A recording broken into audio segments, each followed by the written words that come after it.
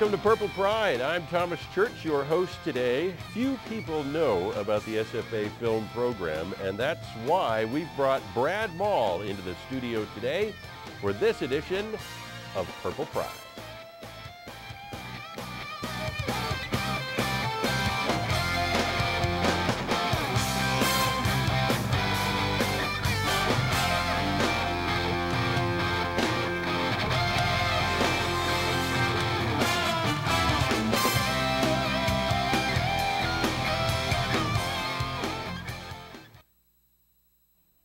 Welcome to Purple Pride. I'm Thomas Church. This is Brad Maule. Brad, thanks for coming today. Thank you, Thomas. How come few people know about our film department? Because you have not been here yet.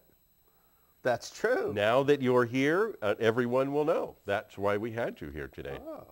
Oh. Now, my producer tells me, Brad, that you used to be on ABC's General Hospital.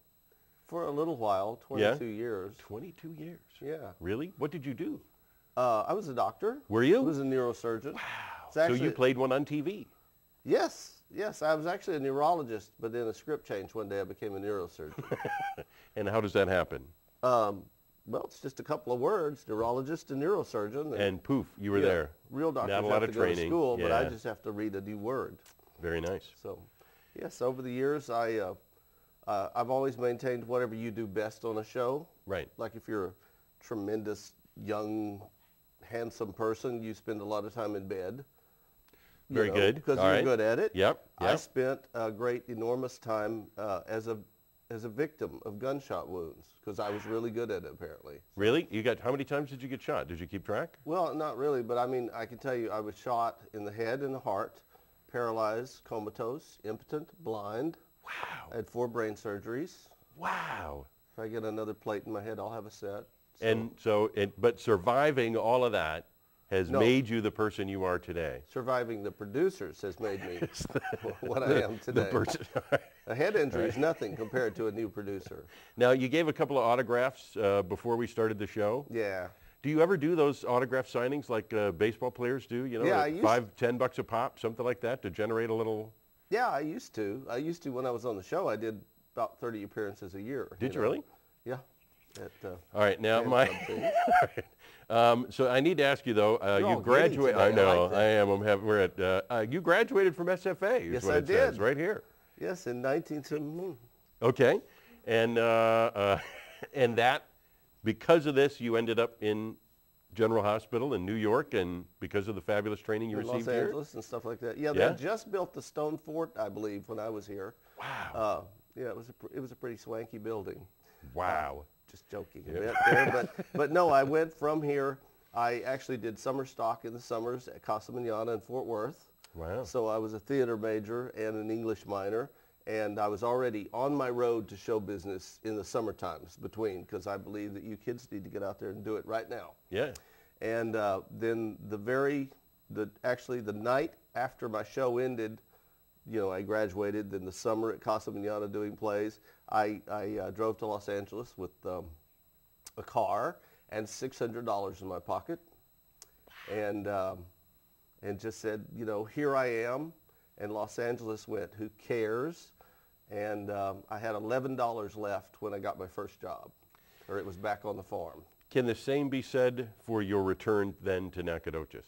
That I had $11 in my pocket? Right, that it was a similar experience? Well, not quite, really. It's right. There's several rationalizations about it, but basically, once you get off of a show, I went from General Hospital to Seventh Heaven in the final years of my television life. And once you've been associated with a soap opera for 22 years, you pretty much are that character to anybody casting in television. So I thought, I'm off of that now. I've asked them to kill me off because they were sort of not using me very much. And as long as your character exists, then you're on TV, partially. And you'll never be thought of as anything else. Right. So I asked them to kill me off, and they very graciously obliged me and killed me off with a monkey virus. Wow. And don't sleep with monkeys. And I'll remember that. And so I decided that I needed to disappear for a few years to recreate myself. And Nacogdoches has provided you with that opportunity. Nacogdoches has not only done that, it's been the biggest blessing of my life. It's amazing. Nice. Because I mean, I honestly thought I was just coming to Texas to retire and vacation and you know, rest and, I don't know, restore my soul or something. And it was all true and more. Very nice. We now have you at the university as a result of all this. Yeah, I teach. You teach things. Teach film and acting for the camera. Yeah? And it's basically the same thing I always did. Yeah? Except a little more technical, thanks to Bill R. Scott. Right. But it's tremendously fun. It's very rewarding. We love having, now, can you give us the brief history of the SFA film program? No. Okay, then we'll move on. No, I mean, I can. Bill R. Scott, Dr. Bill R. Scott, Yep. single-handedly and created the film department. Yeah. And this was back during the days, actually, it was after I had left college, but he went out and got film cameras, 16, 8 millimeter, and 35 millimeter cameras, and just, I mean, carved it out of the stone of a school that had no knowledge of what filmmaking was about. And I mean, he bought his own lights, he fixes his own cords. I mean, he created this department. And you have to understand, you know, in Hollywood you have thousands of people that write the scripts and edit the scripts and light the set and things like this. This is a one-man organization who taught children. Two-man organization now with your presence? Well, you know, I'm very much of a Johnny-come-lately. The film department's very well established. We do a feature film every year now.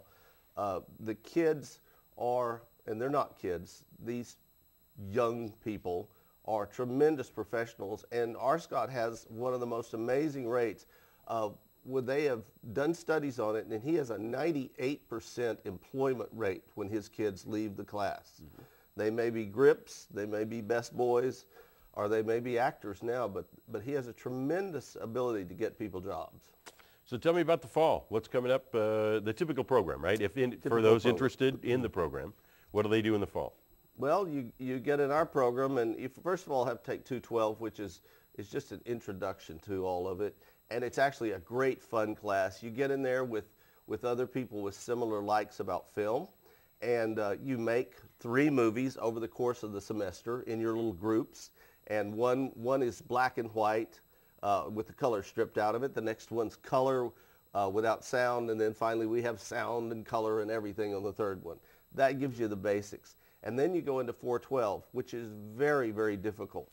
412 will move us into the spring semester, right?